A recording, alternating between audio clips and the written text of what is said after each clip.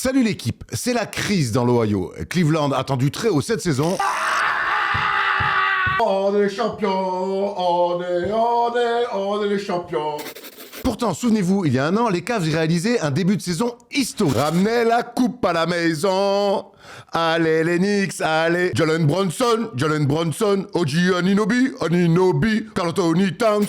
Alors que faire? À qui la faute? We are the champions, my friends. Ce qui est sûr, c'est qu'à Cleveland, il va falloir trouver des solutions très rapidement.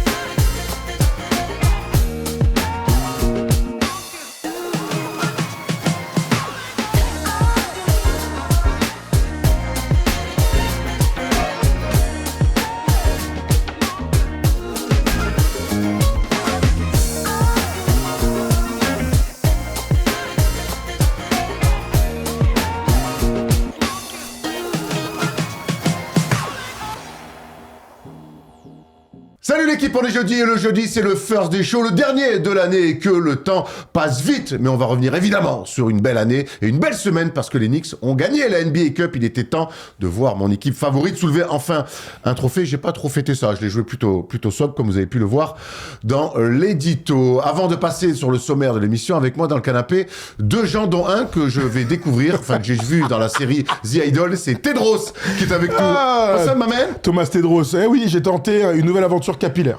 Je l'ai tenté, j'ai commencé à l'initier lundi dans la libre antenne, j'ai décidé de l'assumer aujourd'hui pleinement pour fêter cette fin d'année 2025 comme il se doit, cheveux vêtus, voilà. Je suis dans un mix entre donc Tedros, ce personnage odieux de la série The Idol, et une espèce de pirate associé un petit peu du Capitaine Crochet. J'en sais rien, mais j'espère enlever très rapidement ce chapeau qui me tient particulièrement chaud. Un peu, il y a un truc, tu sais, mouche. Il y a un peu Monsieur Mouche, c'est vrai qu'il a un peu cette coupe de cheveux, c'est vrai.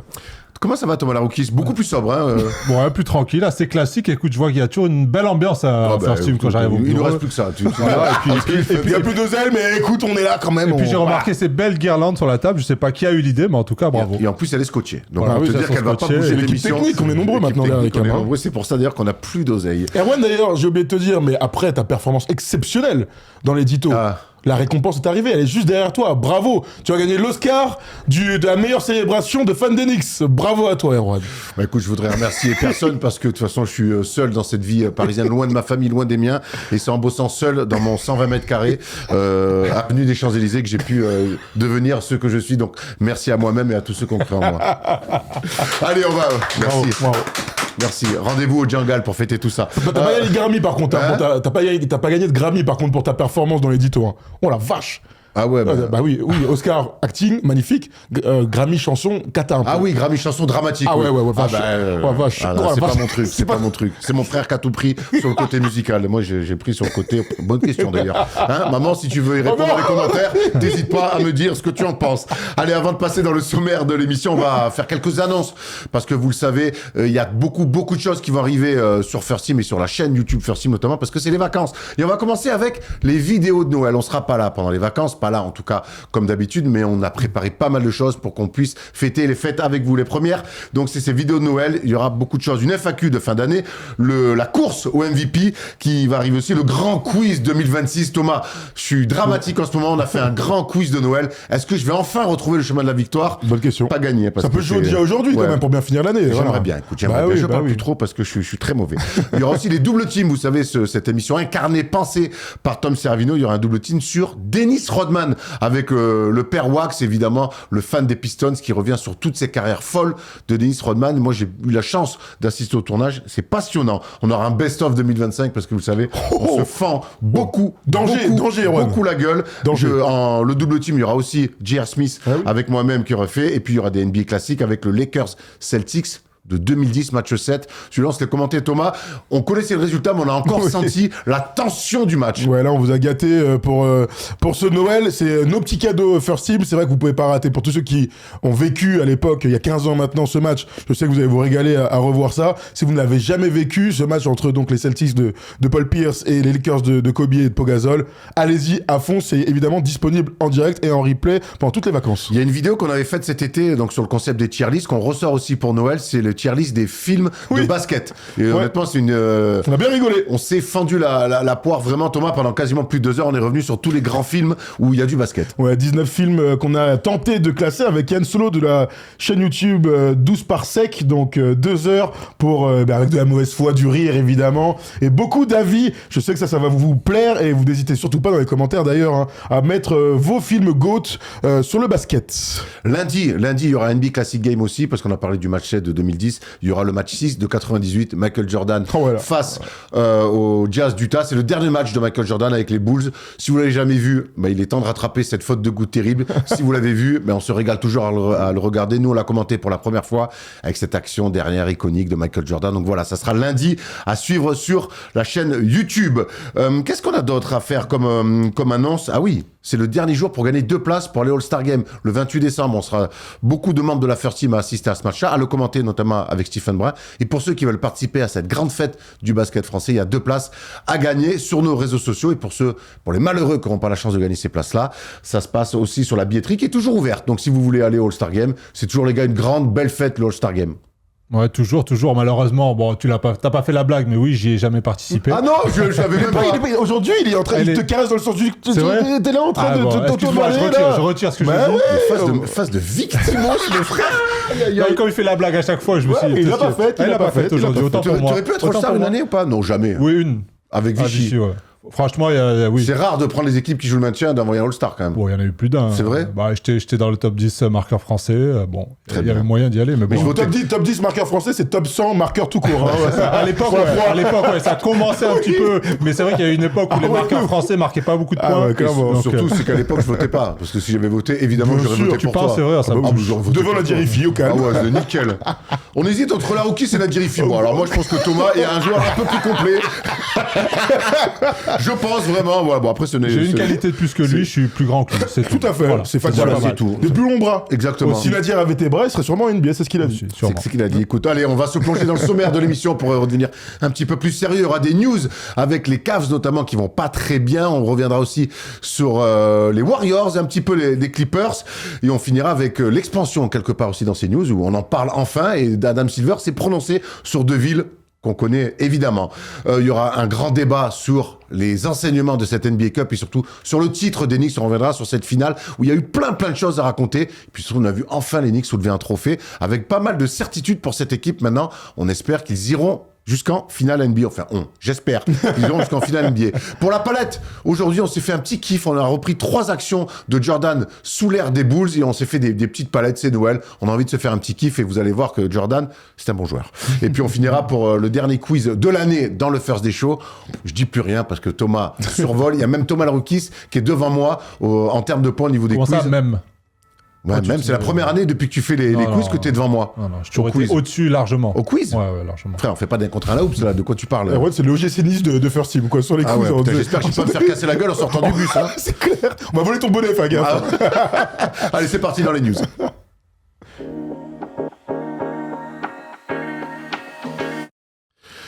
Si ça célèbre chez les Knicks, ça pleure un petit peu en ce moment du côté des Cavs. Nouvelle défaite hier soir sur le parquet des Bulls, 127 à 111. Alors, 127 points encaissés, une nouvelle défaite. C'est la 7e défaite sur les 10 derniers matchs pour les Cavs. Evan Mobley est blessé. Un bilan de 15 victoires pour 13 défaites. Et surtout une 9e place de la conférence Est. Les gars, ça va pas du tout pour les Cavs. Comment on peut l'expliquer? Bah écoute, t'as parlé des blessures. C'est une certitude quand il te manque Evan Mobley, qui est peut-être ton 2e meilleur joueur. C'est un énorme manque pour cette équipe. Je vais enlever évidemment ce raton laveur là. Fais attention. Voilà, parce que je commence à avoir un petit peu chaud et je retrouve ma tête normale. Il y a les blessures, oui. Le truc, c'est que l'année dernière, à l'arrivée de Kenny Atkinson, on a senti une espèce de clic immédiat. Donc forcément, ça a donné une saison historique. Cette année, on ne retrouve absolument pas cette alchimie de l'année dernière. Hier, ils perdent un match parce qu'ils font pas un stop. Ils sont terribles. Et Chicago, qui est dans une mauvaise passe, se retrouve dans un match d'attaque où, dans le 4e quart-temps, il marque pratiquement à chaque action. Et il marque sur des tirs faciles, des lay-ups, des pick and pop pour Vucevic. Bref, un match trop facile face à une équipe comme ça de Cleveland. Donc la question qu'on peut se poser, c'est qu'est-ce qui s'est passé depuis les playoffs de l'année dernière, où il y avait déjà les mêmes soucis de dureté, de blessures et de résultats, puisqu'ils sont pas allés en finale de conférence. Donc c'est difficile pour l'instant. Faut pas, je pense, tirer la sonnette d'alarme dans le sens mettre Kenny Atkinson sur la sellette, mais ils doivent absolument se retrouver, se parler pour essayer d'apporter des solutions, d'abord avec l'effectif qui est déjà en place. Il y a une stat qui est terrible, Thomas, sur les Cavs cette année, c'est que l'année dernière, ils rayonnaient notamment par de l'adresse à 3 points. C'est le 28e ou 29e équipe là, au pourcentage à 3 points. Ils envoient des sauciflards, nos amis. Ouais, ça montre qu'il y a un problème. Déjà, collectivement, ça veut dire qu'aussi il y a des moins bonnes positions, en tout cas à 3 points, mais c'est vrai que tu parles de blessures. Oui, ils ont des blessés, certes, mais même avec l'effectif qui reste, ils doivent quand même être top 4. Voilà, à l'Est, quand on voit ce que fait Boston aussi, qui est leur star est blessé, tu peux quand même réussir à produire un bon basket, surtout que le niveau de l'Est est un peu moins haut que l'Ouest. Donc, ils devraient pour moi être dans ce top 4. Après, est-ce qu'ils se sont remis finalement de la désillusion de la saison dernière ? J'ai l'impression que presque inconsciemment, ils se disent ok, on a roulé sur l'Est la saison dernière pour après se faire sortir comme ça en play-off. Finalement, est-ce que la saison régulière sert vraiment à quelque chose à part avoir l'avantage du terrain? Et je sais pas, inconsciemment, j'ai l'impression qu'ils sont un peu lassés, qu'ils ont juste envie d'arriver vite en play-off, mais en fait, ça se passe pas comme ça. NBA, il y a 82 matchs à jouer, il faut les gagner, il faut se qualifier pour les play-offs. Voilà, comme il dit, tirer la sonnette d'alarme, c'est peut-être un peu tôt, mais il va falloir une réaction, et notamment des leaders, Donovan Mitchell, qui même si statistiquement a fait une énorme saison, on en revient à ce questionnement autour du leadership de Donovan Mitchell. Mais en fait, Thomas, tu poses une bonne question, c'est qu'est-ce qui s'est passé cet été chez les Cavs pour qu'ils soient dans le dur si tôt dans la saison? En fait, il s'est rien passé. Et c'est en ça le problème. Il s'est rien passé. On savait que entre Garland et Donovan Mitchell, il fallait certainement faire un choix. Et le choix logique, c'était Garland. Enfin, c'était Donovan Mitchell et d'essayer de voir ce qu'on pouvait avoir pour Garland. Garland est souvent blessé, il a raté un bout. Il y avait aussi de l'autre côté du terrain, en tout cas sous le panier, il y avait aussi un choix à faire entre Jarrett Allen et Evan Mobley. Evan Mobley a du mal à confirmer toutes les attentes qu'il y a sur lui, à le faire jouer poste 4. On a plus envie d'en voir un 5 qui peut s'écarter plutôt qu'en faire un vrai poste 4. Il n'y a pas eu de choix qui ont été faits. Et finalement, le fait de ne pas faire de choix, on a l'impression que après la désillusion des playoffs, cette équipe-là, elle a pas progressé. Pire, elle a régressé parce qu'elle a perdu des joueurs comme Ty Jerome l'année dernière qui étaient très importants. Et même ce qui venait du banc l'année dernière, on le retrouve pas chez les Cavs. Ouais, non, mais c'est bizarre parce que dans leur cycle, normalement, ils sont dans ce qu'on pouvait imaginer pour une bonne équipe de l'Est. C'est la 3e année qu'ils sont tous ensemble, c'est la 2e année de Kenny Atkinson. Normalement, tu t'es censé construire ton projet et monter un peu crescendo. Là, c'est pas encore un coup d'arrêt, c'est trop tôt dans la saison, mais ils sont vraiment pas dans les standards qu'on imaginait après l'année dernière et à l'intersaison. Donc, je sais pas si quand ça se passe aussi bien en saison régulière, ça t'oblige à faire des choix. Nous, on le dit depuis longtemps, peut-être qu'il faut faire un choix entre Garland et Jarrett Allen. Mais au vu des résultats de saison régulière et des blessures en play-off, t'as le droit de repartir pour une nouvelle année avec ce même groupe. Tu vois, je veux dire, c'est pas un mauvais choix. Ouais. Le mauvais choix, c'est dans le cas où il manque les play-offs, où on progresse pas. Tu dis que Evan Mobley ne progresse pas. Cette année, c'est compliqué. L'année dernière, il est Deepoy, il fait une bête d'année. Bon, il était quand même dans les standards qui nous paraissaient et dans une logique de progression individuelle. Quand il se passe ce qui s'est passé en play-off l'année dernière, quand il se passe ce qui s'est passé en play-off l'année d'avant, je pense que tu es en droit de faire certains choix. Je te dis pas de couper un cycle, je te dis de faire des choix pour cette équipe, pour apprendre de tes leçons. Et on a l'impression, Thomas, que finalement, les Cavs, ils sont un petit peu bornés en disant non, on va y arriver avec cette équipe-là, alors qu'on a vu des failles importantes dans une équipe de la soft-T, notamment en play-off. Et ça, on a besoin de leur amener de la dureté, même s'ils ont ramené l'année dernière DeAndre Hunter. Voilà, en plus, Hunter, c'est vraiment pas le profil, je pense qu'il leur fallait. Là, aujourd'hui, le plus gros... Si, moi, je trouve que sur le poste 3, c'est un... Ouais, mais le plus gros manque, ils ont pas ces role-players, un peu ces chiens fous en défense, là, en première ligne, qui vont apporter autre chose que du scoring, autre chose que ce jeu collectif, c'est ces actions un peu à aller se jeter sur des rebonds. Ils ont pas ces... ils ont lancé le deuxième année Tyson, il y a Tommy ouais, aussi. Mais ça manque de mecs qui va partir en mission sur les meilleurs scoreurs adverses, parce que Mitchell le fait pas, Garland non plus. J'ai l'impression qu'ils sont tous... Ils ont tous envie de marquer des points dans cette équipe. Ils ont envie de faire un beau jeu, de se passer la balle. Ils sont pas concentrés sur la défense. Et c'est ce qui leur a coûté la saison dernière en play-off. Aujourd'hui, je sais pas, j'ai l'impression que c'est une équipe... Il va falloir faire un choix rapidement. Soit vous faites vraiment un choix de dire non, nous on bouge personne, on croit en cette équipe, on va aller jusqu'au bout avec cette équipe. Ça n'a pas marché la saison dernière, certes, il y a eu des blessés. Moi, je pense qu'il faut bouger. Voilà, il faut bouger quelqu'un et aller chercher un peu de dureté, un peu de mecs en sortie de banc qui vont t'apporter un second souffle. Non, mais je suis plutôt d'accord. Non, je suis d'accord. De toute façon, qu'ils soient 13-15, ça, en fait, le bilan ne reflète pas la qualité de l'effectif et de ce qu'on imaginait pour eux. Donc, oui, je vais pas vous dire non. Est-ce que Darius Garland est le bon fusible?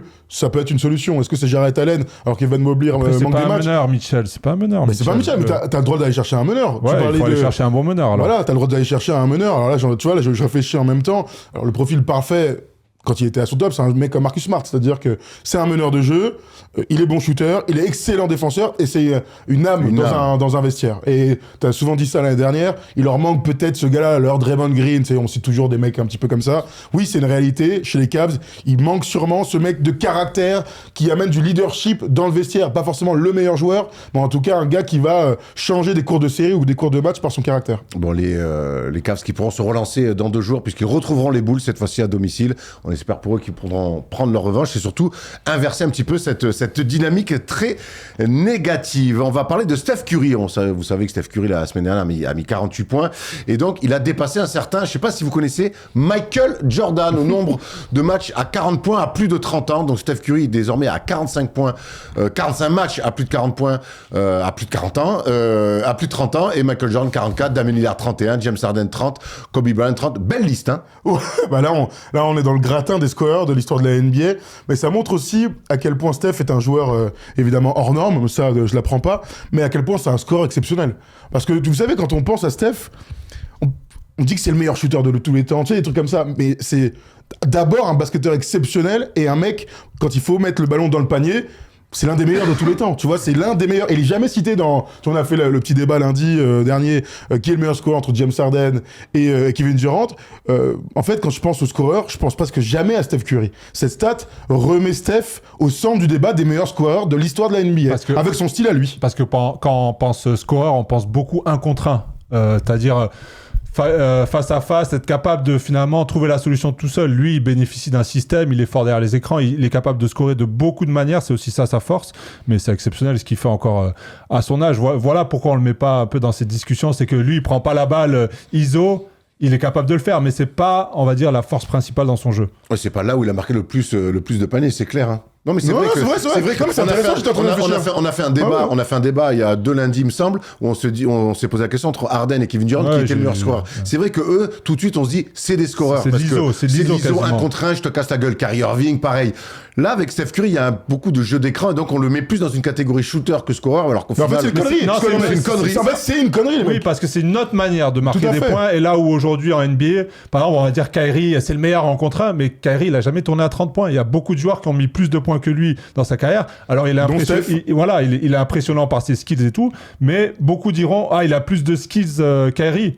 Mais le but, bien sûr. Les skills, c'est pas faire des revers, passer la balle entre les jambes. Les skills, c'est une manière d'arriver à marquer des paniers. Et Curry, dans ça, il maîtrise ses skills à lui, des sorties d'écran, des prises d'appui rapides, des lectures de jeu, voilà. Et un joueur de la contre exceptionnel aussi. C'est le meilleur all-time, en tout cas, dans tout ce qui est jeu sans ballon et sortie d'écran. Tout à fait, imbattable. 27,4, la meilleure moyenne de Kyrie Irving en carrière. Il l'a fait 2 fois, avec Boston et avec Brooklyn. Steph, il fait 30 points en 2015-2016, il a 30 points par match. Ouais. Mais c'est pour ça que... Et je commençais par ça, parce qu'en fait, je ne m'étais jamais posé la question, et donc là, je vous le dis à vous, et je vois votre réaction. On est tous un peu pareil. On le met pas... On le met pas parmi les meilleurs scoreurs, tu sais, immédiatement. Bah, si, les mecs. En fait, il est meilleur que Michael Jordan sur les matchs à plus de 40 points. Là, en fait, la perf, elle est juste hors norme, elle est insensée. Quand on pense à lui. LeBron sur le match à 40 points après 30 points, apparemment non. C'est après 30 points. Il doit après 30 ans, il doit pas être après bien. Après 30 points. Il doit pas être après bien, 30 ans, merci. On va rester chez les Warriors parce que il y a pas mal de rumeurs en ce moment, c'est un peu le bordel dans la franchise, notamment autour et toujours d'un joueur, c'est Jonathan Kuminga. Alors on va pas lui l'incriminer, mais ce qui est sûr c'est que le cas Kuminga Warriors, Tom, est toujours aussi compliqué. Il ne joue pas depuis le 7 décembre dernier, alors qu'il a été re-signé il y a pas si longtemps que ça. On voit donc il pourra être trade qu'à partir du 15 janvier. Ce qui est sûr, c'est qu'on a l'impression qu'aujourd'hui, entre Kerr et Kuminga, ça se passe pas bien du tout, et que Kuminga, on dirait un otage chez les FARC. Hein. Ces mots t'appartiennent. Écoute, c'est une situation très compliquée et elle est compliquée depuis au moins 2 ans. Entre les espoirs de signer un contrat à 200 millions de Jonathan Kuminga, son énorme potentiel, moi je pense qu'il a un énorme potentiel, enfin je m'entends dans énorme. Tu nous l'as toujours vendu comme un mec qui finirait All-Star. Voilà, exactement. Après la NBA est tellement, la compétition NBA est difficile et il faut le bon environnement. Bon, bah, force est de constater que le bon environnement pour Kuminga, c'est pas chez les Warriors. Parce qu'avec, au moins avec son coach, le courant n'a presque jamais passé. Et pourtant, en playoff l'année dernière, quand il y a la blessure de Steph, on le voyait être bon. On l'a vu parfois dans le 5 majeur, parfois avoir des minutes en sortie de banc. Et là, jusqu'à un espèce de point de non-retour où Kuminga ne joue plus dans l'équipe de Steve Kerr. Donc, ils doivent absolument trouver un moyen d'évacuer Jonathan Kuminga. Il faut attendre encore 3 semaines. Pendant un mois, du coup, on est le 18, un vrai mois de basket. Un mois de basket en NBA, ça veut dire quoi, 15 matchs au moins ? Sans jouer. C'est quand même une situation qui n'a aucun sens, qui est mal gérée par les Warriors, qui est sûrement mal gérée d'un point de vue comportemental par Jonathan Kuminga, sinon il n'en serait pas là. Mais en tout cas, c'est un grand bazar. J'ai hâte de lire son livre en fin de carrière quand il va détruire Steve Kerr. Je pense que ça va être très sympa et ça nous fera une news dans le First Day Show. Ouais, c'est assez bizarre de le tenir comme ça un peu en otage. On voit bien qu'en fait ça clique pas entre les. Je pense que Kuminga a envie d'exploser, a envie d'avoir du temps de jeu, de la liberté de jouer d'une certaine manière. Aujourd'hui, il peut pas avec les Warriors. Les Warriors, ils sont toujours dans ce cycle d'essayer d'arracher un dernier titre avec Steph Curry.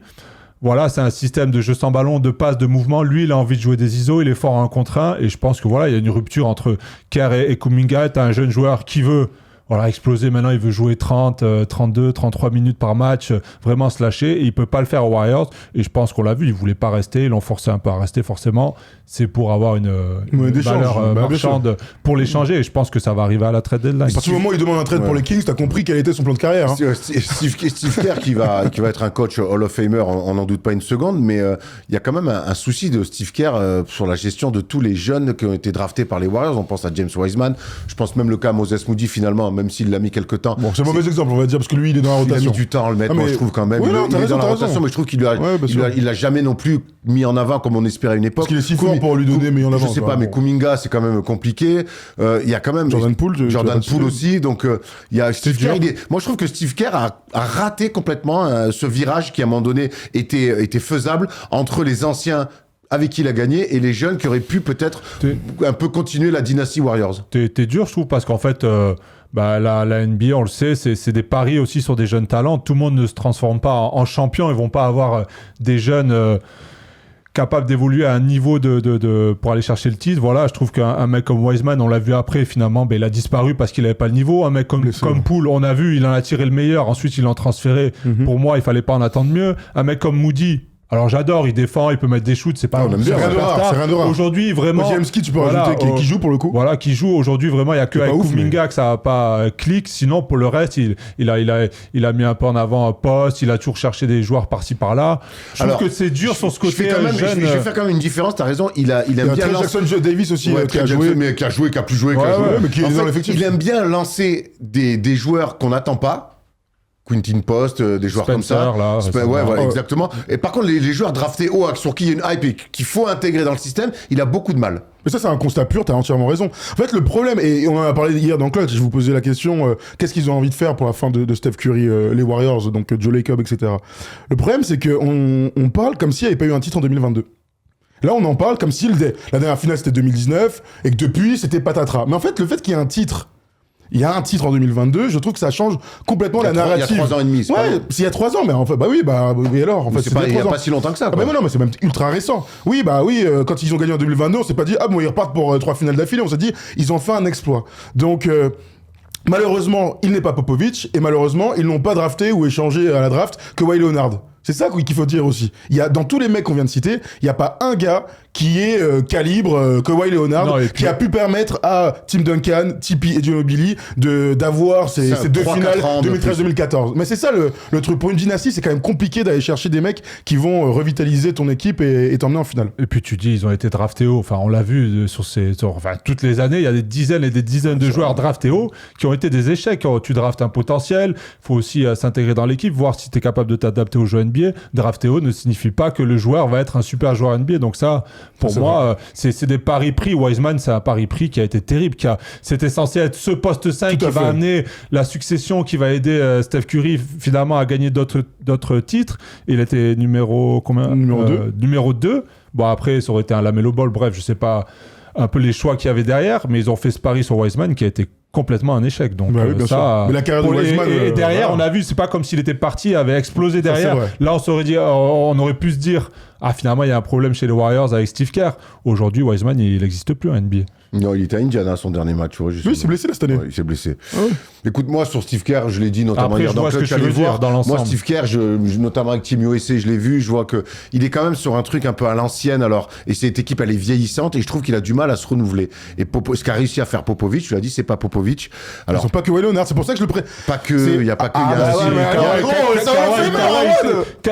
Kawhi, il change ta franchise, c'était le futur LeBron avant qu'il se blesse. Ça aurait été sûrement le meilleur joueur de la ligue. Alors, c'est grâce au Spurs qu'il est venu Kawhi, mais c'est un Hall of Famer. Là, c'est qui le Hall of Famer dans l'effectif de jeunes, je veux dire. Mais sans parler de dire qu'il doit regagner des titres, moi je trouve qu'il est quand même, il se paluche pas mal sur ce qu'il a fait, et c'est fantastique avec notamment des joueurs all-time, et que derrière je trouve, et Team USA m'a conforté là-dedans, qui se regarde un petit peu coaché, en conférence de presse il s'écoute parler, et que c'est pas un coach qui arrive à se renouveler, alors que le basket change, et donc quelque part tu dois te renouveler. Quand un coach ne se renouvelle pas, pour moi je trouve que c'est un coach fini. Voilà. C'est surtout lui qui a changé de basket. Avec les Warriors, je veux dire. Oui, merci. Bah non, mais c'est marrant de dire. Il a pas changé le basket. Ce qu'il a pris la suite aussi d'un mec qui avait mis en place des choses offensivement. Mais alors, je veux dire, il est le coach de Steph Curry et de la dynastie des Warriors qui ont changé le basket. Je veux dire, c'est pas. C'est un constat pur. Ça va être un coach sur le Famer. C'est lui qui a changé le basket, le mec. Enfin, tu vois. Oui, ça a joué comme ça avant qu'il arrive. Attendez, avant qu'il arrive. Ça a commencé déjà à jouer comme ça. Il y avait les prémices. Ce qu'ils ont fait avec Steve Kerr n'a rien à voir avec ce qui se passait avant. Mais c'était pas la même équipe. Enfin, il y avait la plupart des joueurs étaient arrivés, il était blessé tout le temps à la cheville, l'autre. Non, déjà des gens qui étaient bons. On les prend. Les dernières déjà, l'année d'avant, il était déjà très bon. On les prend des coachs de dynastie, si tu veux. Et Steve Kerr est un coach de dynastie, c'est le coach de Steph Curry. J'enlève rien au mec. Mais Greg Popovich, il a fait des erreurs, notamment on se souvient de la finale 2014 où il est de 13 où il fait des choix dramatiques avec Ginobili. On peut aussi critiquer des coachs. Intéressant ce que tu dis. Prenons les coachs de dynastie des dernières années. Popovich.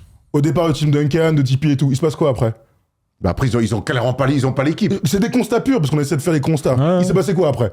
Ils sont là, les Warriors. Non, mais attends, je te pose la question. Sur l'après, Popovich, il a rien fait après. Il s'est rien passé. Voilà. Phil Jackson, après les Lakers, il se passe quoi ? Bah lui, il coach pas. Après 2010. Rien, il c'est finito, il est minable quand il va au Knicks, alors qu'on pensait quand même qu'il allait amener quelque chose. Mais il pouvait plus coacher de toute manière. Je pense qu'il a arrêté, c'était fini. Mais la suite, il se passe rien. D'ailleurs, on dit ça, mais il est encore là en 2011 encore, non ? Oui, mais ils prennent 4-0, ils prennent 4-0. Alors, je me rassure quand même. Tu me dis qu'ils ne coachent pas. Ils se font quand même sweeper l'année d'après. Donc, on peut dire sortie de route sur la fin. On peut citer qui d'autre dans les dynasties récentes et sur les fins. Mais les Warriors en sont là avec l'équipe qu'ils ont. Mais moi, je parle de constat. Je te parle vraiment de. Je regarde le photo finish. Je fais qu'est-ce qui se passe ? Comment les grands coachs finissent ?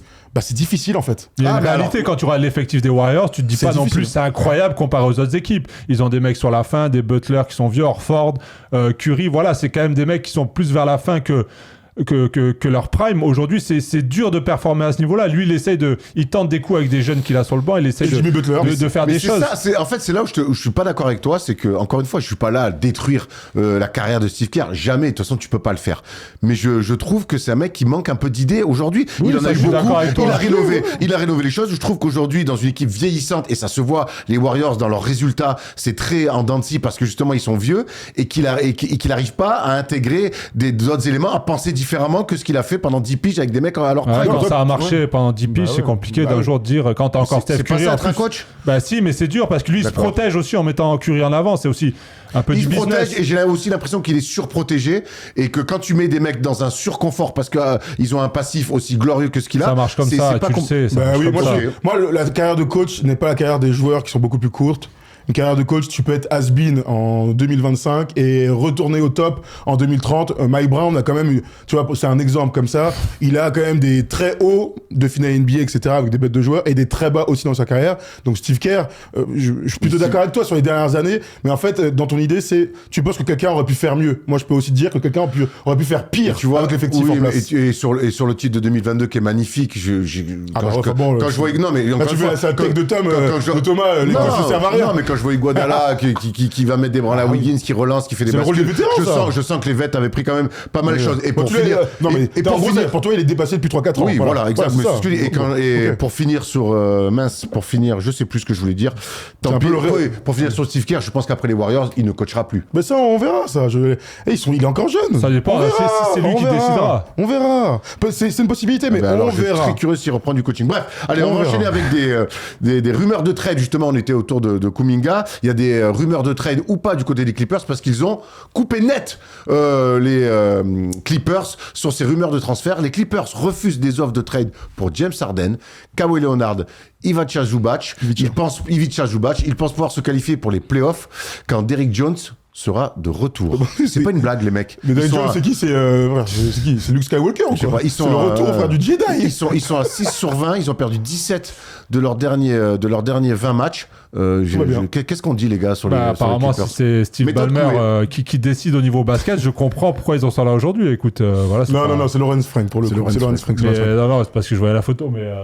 Ils sont dans la mouise, gros. Voilà, faut dire la vérité, ils sont dans la mouise. C'est compliqué de parler comme ça. C'est inquiétant même de se dire, en fait, il nous prend pour des abrutis, en fait.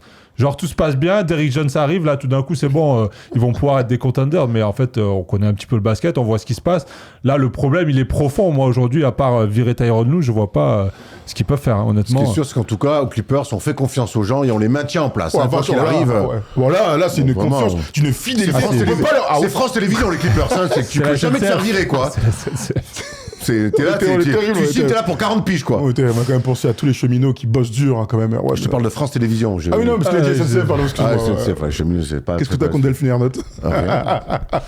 Allez, on finit avec une dernière news. Chris Paul, vite fait, quand même, un petit mot, parce que quand on parle de Clippers, on parle de Chris Paul. Et on a quand même l'histoire de la fête d'Halloween, où seulement 3 joueurs ont show up, ils sont venus. Il y avait personne. Il a apparemment organisé une fête d'Halloween.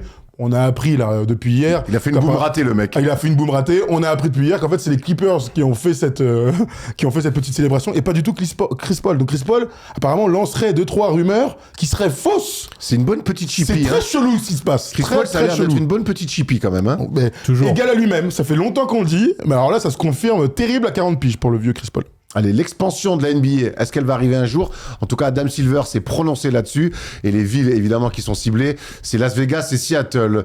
Ce n'est un secret pour personne que nous examinons le marché de Las Vegas et celui de Seattle. Ce sont 2 villes incroyables. Nous organisons la Summer League ici, donc à Vegas, depuis 20 ans. Nous disputons nos matchs de NBA Cup ici. Maintenant, il faut se pencher sur la réalité économique. Voilà un petit peu. Bon. C'est plutôt des signes encourageants pour revoir une franchise à Seattle et voir une équipe masculine à Las Vegas, parce qu'on sait que là, en WNBA, il y a déjà les Las Vegas Aces. Et qui marche très très bien, très fort. C'est clairement une dynastie de WNBA. Exactement. Écoute, c'était en marge de la NBA Cup, donc Adam Silver est toujours questionné sur cette question. Bon, on sait que ça va se faire. La question, c'est quand ? Donc 2030, 2032, ce sera bientôt annoncé. Et ces équipes-là ressortent très souvent. Il y avait aussi Mexico City. On parlait aussi d'une ville peut-être au Canada pour cette expansion.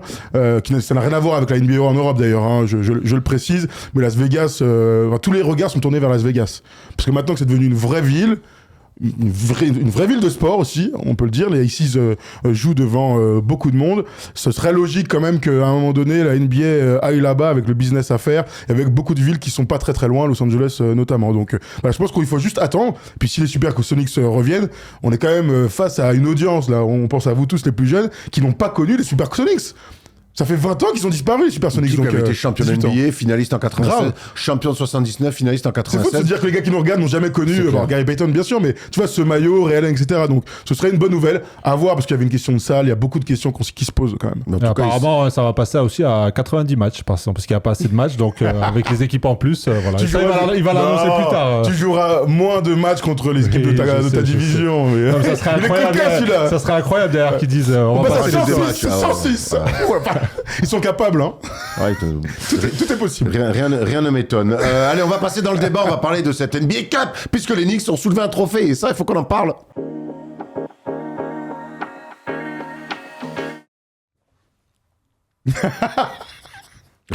Envoie le bracket un peu pour voir, s'il te plaît, Tom. Envoie le bracket, histoire de... putain. Ah ouais, ça a de la gueule, putain. Les Knicks ont donc remporté la NBA Cup 2025. C'était la 3e édition, donc ils succèdent aux Lakers, aux Bucks Et c'est tout d'ailleurs, parce que c'est les troisièmes. Messieurs, avant de revenir sur cette finale, sur les détails, sur les enseignements. Dis-nous, arrête, nous on s'en fout, dis-nous. Fais-toi kiffer un peu là. Est-ce que t'as regardé en direct déjà? Bien sûr. Attends, calme-toi, bien sûr, évidemment. Il a regardé entre 8h et 10h. Non, mais écoute, honnêtement, ça met une vibe. Ça a mis une vibe parce que c'est un match où il y a un trophée à aller gagner. On a vu en plus un bon match, j'ai vibré. J'ai souffert aussi parce qu'on va revenir dessus. Les Spurs ont fait un bon match et j'ai vraiment cru jusqu'au début du 4e quart-temps qu'ils allaient faire le coup. Mais honnêtement, c'est une vraie réussite cette NBA Cup parce que du coup, ça permet.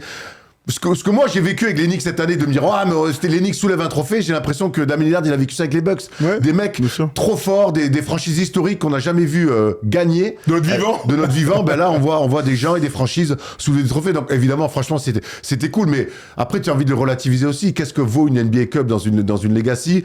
C'est certainement trop tôt pour y répondre, mais au bout d'un moment tu prends ce que tu as à prendre et ce que tu as à prendre, ben c'est un trophée que tu soulèves. Avant de relativiser, on va quand même rester sur le truc hyper positif et avant de parler du jeu, etc. Les derniers instants, tu sais, de la finale. Alors, évidemment, il y a ce rapport à l'argent à l'américaine. Josh Hart qui fait ça.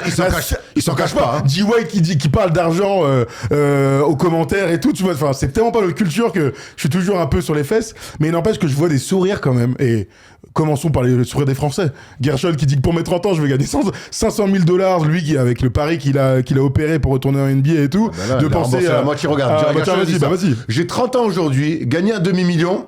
Je pense que je vais m'en souvenir de cet anniversaire pendant longtemps. Je vais célébrer en famille. J'ai des enfants, c'est différent maintenant. Je pense d'abord à ma famille et je vais faire un cadeau à ma femme, à ma famille et on verra pour le reste. Oui, écoute, dans ce monde de millionnaires, tu vois des sourires d'enfants. Je vois Clarkson, super-héros, on y reviendra. Bon, évidemment, nous Français pas comme et je vais dire, oui, Mohamed, attends, j'ai dit quoi? Modiara. Oui. Modiara. Modiawara, merci. Bon, Kata. On embrasse la famille. Modiara, c'est à Cholet qui l'a remplacé. Modiawara, j'ai eu un doute ma faute, et pas comme Dadier. Donc, je pense à eux. On pense évidemment à chaque fois qu'il y a une déclaration de Jalen Brunson après le match, aux gars du staff, aux gars au minimum. Ça, c'est un truc, moi, qui me fait kiffer. Et puis, des célébrations de titres en tout début de saison, c'est ça la vraie réussite de la NBA Cup, parce que ça donne de l'intérêt à un moment où il n'y en avait absolument aucun sur les années précédentes de la NBA Cup. Ouais, ce petit bonus d'argent l'a fait un bien fou à tout le monde, surtout aux gens du banc, comme tu l'as dit, même le petit collègue là qui est en tout et contract. Eux prennent la moitié, ce qui est déjà pas mal, ils prennent 250 000 environ. Mais après cette NBA Cup, surtout, nous, elle a été décuplée dans les émotions parce que Victor, on va pas se mentir aussi, cette année, on l'a encore plus suivi que les autres années parce que Victor était là, parce qu'on avait envie qu'il gagne. Et cette affiche, c'était quasiment l'affiche parfaite de ce début de saison. À part OKC, mais bon, et c'est impossible vu que c'était West. Non, mais c'était un très bon Final Four. C'était le meilleur Final Four. Vous vous souvenez des deux premières finales? Oui. Il y a toujours un écart, une équipe qui marche pas bien. OKC l'année dernière, Indiana l'année précédente. Là, on a eu du bon basket, quoi. Ouais, on a une super finale. Ouais. Voilà, jusqu'au bout, ça aurait pu basculer des deux côtés. Et donc, à l'arrivée, c'est une super initiative, cette NBA Cup. Et voilà, elle mettra du temps, en tout cas, à rentrer un peu dans ce titre, comment dire, à compter. Je pense qu'il va falloir attendre encore pas mal d'années, mais quand des stars vont commencer à la gagner plusieurs fois et tout, là, des stats qui vont commencer à rentrer en jeu, là, ça deviendra mais mine de rien, la première année, c'est LeBron qui l'a gagné, les Lakers. La deuxième année, c'est Giannis qui est quand même un double MVP. Oui, ça veut dire que c'est pas non plus des équipes de peintres. Là, c'est les Knicks. Tu vois, si c'est Brooklyn qui l'avait gagné ou les Kings, au bout d'un moment, on aurait dit, bon, effectivement, c'est la Coupe de la Ligue. C'est ça. Et rajoute ça, le finaliste, les Pacers, il y a 2 ans, vont en finale l'année dernière. Rajoute ça, l'année dernière, OKC perd en finale et champion. Et Victor, donc, bon, évidemment, l'Alien, etc. Et les Spurs,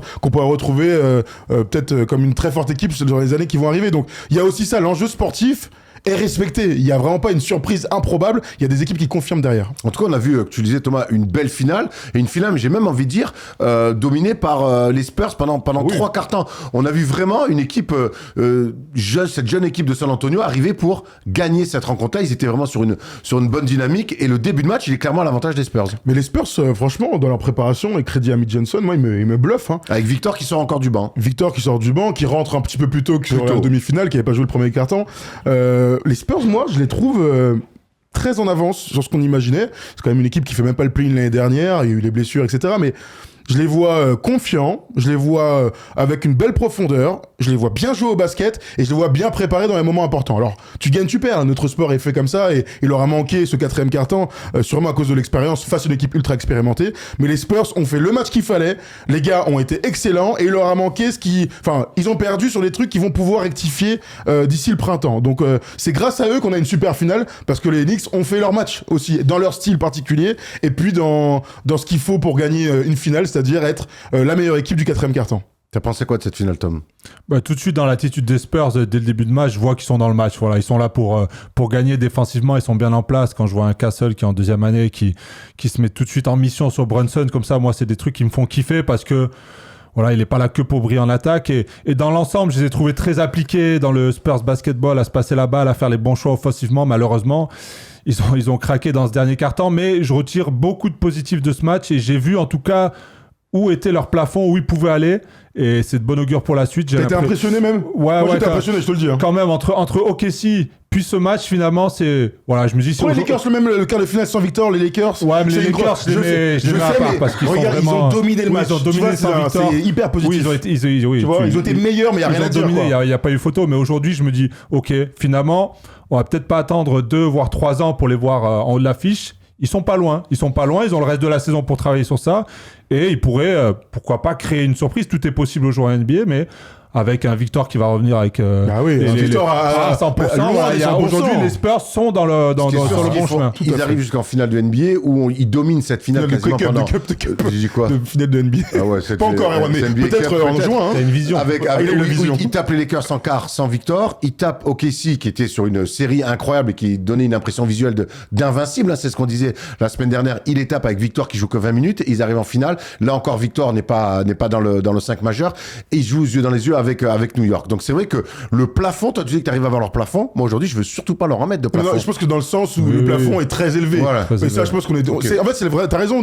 L'un des plus grands enseignements de cette NBA Cup, c'est en fait attention aux Spurs. Et quand on dit attention aux Spurs, c'est pas genre ah oui, on les voit bien. C'est genre vous êtes le Thunder. Vous voyez cette équipe qui vous tape avec un Victor pas à 100% et qui joue 20 minutes. Tu dis attends.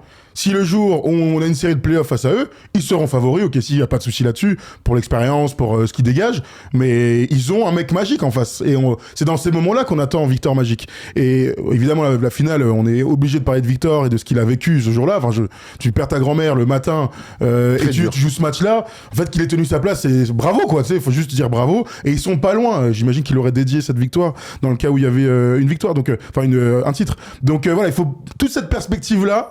Ça vaut ce que ça vaut la NBA Cup, mais ça nous donne quand même à grailler pour penser aux playoffs au printemps. C'est que les Spurs nous ont séduits sur ces 3 matchs-là, couperés pour aller jusqu'en finale. Et les planètes, finalement, n'étaient pas si bien alignées que ça pour eux, parce qu'il y a eu, entre Victor blessé, ce qui arrive aussi, cette terrible nouvelle de perdre un proche avant une finale, ça te coupe les jambes, tu vois. Donc, en fait. Très positif. Très positif. Il y a un truc qui est négatif, c'est la gestion du quatrième quart-temps. Où là, on a vu cette équipe, sur les 12 dernières minutes, Thomas, un petit peu faire l'orage, avoir ce manque de vécu collectif. Ouais, moi ça m'embête toujours un peu après coup de dire ils ont fait l'orage parce qu'ils en ont gagné aussi des matchs serrés cette saison. Mais là c'est une finale, chef. Ouais, c'est une finale, mais en regardant bien le match, il y a beaucoup de ballons où ils se battent au rebond, où ils sont là finalement dans le combat, mais qui leur retombent pas dans les mains. Des aides un peu franches trop données, notamment de Victor, à un moment sur ce drive de Collet qui a pas besoin d'aider. En fait, il laisse Anunoby tout seul. C'est des petits détails. Et vraiment, le match, il aurait pu tourner dans les deux sens, comme sur la demi-finale contre OKC, ça aurait pu tourner dans les deux sens. Je trouve qu'aussi sur la finale, alors on peut appeler ça l'expérience peut-être. Moi, je vois aussi deux mecs qui ont été absents pour moi sur ce dernier quart-temps, c'est Fox et Vassell. Vassell aussi, il a ce rôle pour moi. Il doit décanter des situations par son tir extérieur. Et Fox, il a été transparent. Je suis désolé, il est venu pour ça, pour aider cette équipe à passer un cap, surtout dans les moments difficiles avec son expérience. Et il a pas répondu présent. Tu permets de te contredire, je pense que tu dis vraiment une grosse bêtise. De quoi ? Vas-y, prends ton truc, après je contredis. On a vu les stats sur les arrières, alors tu vas le contredire sur Vassell, j'imagine, parce que sur Fox, on est tous alignés. Non, sur sa lecture de cette défaite-là. Ah, d'accord. Tu sais, prends-les si tu veux, les stats, si tu veux. Non, on les voit, les gens les voient, alors on va voir. J'ai un podcast, Erwan. Oui, c'est vrai. Dylan Harper avec ses 21 points, De'Aaron Fox avec ses 16 points, mais un quatrième quart-temps minable, on va y revenir.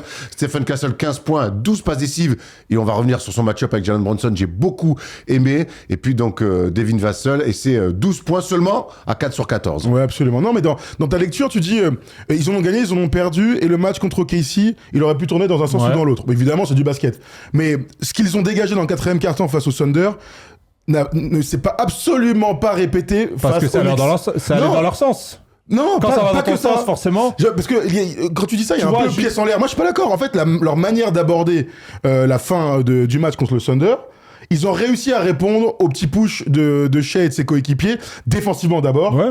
Et ensuite, en attaque, ils ont trouvé les bons plays parce que la hiérarchie était claire. Il rate des shoots ouverts, il rate beaucoup contre New York, des bons shoots contre au New début York. du 4e, là, quand ils prennent la foudre. Non, mais contre New York, qui est une équipe plus expérimentée, j'ai vu une fin de match d'une équipe qui a déjà joué des fins de match de haut niveau. C'est-à-dire que tu veux la balle dans les mains de qui? Tu veux la balle dans les mains de Jalen Brunson et des tirs en bout de chaîne de OG Anunoby. Franchement, si on devait écrire un game plan, on signerait tous pour ça. Surtout après les décalages, t'as parlé des aides. Là, contrairement à eux, et contrairement à OKC, les Spurs, ils sont rentrés dans un hero ball, en fait, de puissance. Là, tu me parles des 4-5 dernières minutes. Moi, je te parle du moment où il y a la bascule, finalement, ils ont cette avance dans le 3e quart-temps.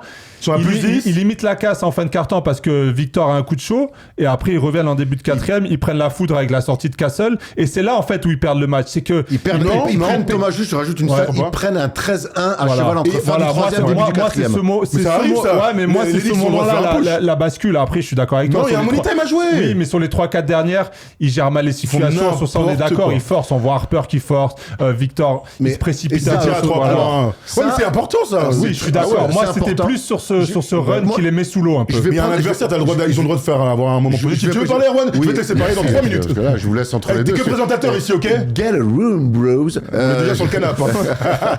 C'est pas que tu manques d'idées, t'es pas souple. Peut-être. T'es le plus souple. Largement. Que vous deux, d'ailleurs. C'est pas compliqué.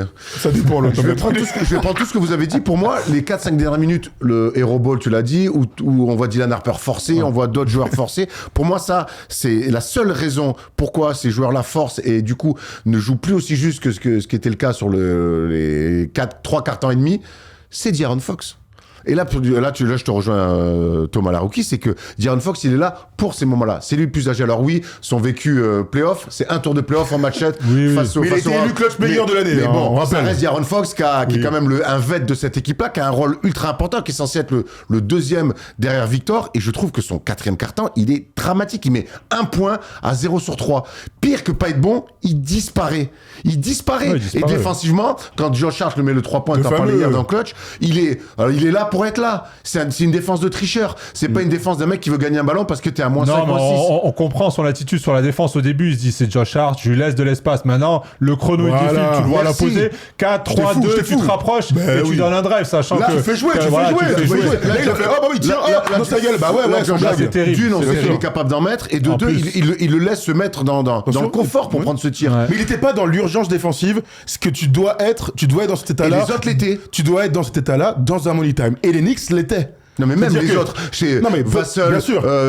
Mais Vassell il l'était. Les 5 Knicks l'étaient et il y avait 4 Spurs. Bon bah c'est pour ça que tu perds aussi. Ouais. C'est pour ça que moi je dis que le truc un peu ça tombe dans un sens ou dans l'autre. En fait leur fin de match était tellement mal gérée. Sur la fin de match je suis d'accord avec toi. On parle de quoi? Ils étaient encore moins 7 tout ça, ils sont trop dans le rush et tout. Ils font que tirer à 3 points. Ça ils font 9. Moi je te parle vraiment sur la bascule entre le 3e et le 4e. Où là, c'est vrai qu'il y a des actions. Ça me choque pas, ça, parce que franchement, ils ont dominé leur sujet. Et Victor a ce coup de chaud, tu l'as dit. Mais en fait, les Knicks, c'est une bête d'équipe quand même. Oui, donc les bien Knicks, sûr. tu sais qu'ils vont revenir dans le match. Vous pensez qu'ils allaient gagner 15 les Spurs, tu vois? Moi, je me disais. Non, mais je pense qu'ils vont revenir le match en main. Mais moi, je suis désolé, je dois revenir sur Vassell. Au bout d'un moment, Vassell, c'est le shooter star de cette équipe. Il a des positions. Il faut c'est à lui aussi d'envoyer des filoches quand ça va compter, quand c'est compliqué. Il a des shoots ouverts.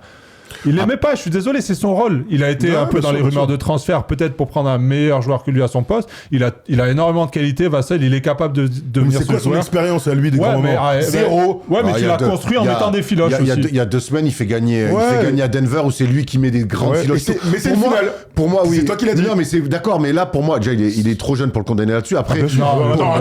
Ce que je veux te dire, c'est que. Moi, il veut le trade. Non, mais moi, quand rater des tirs.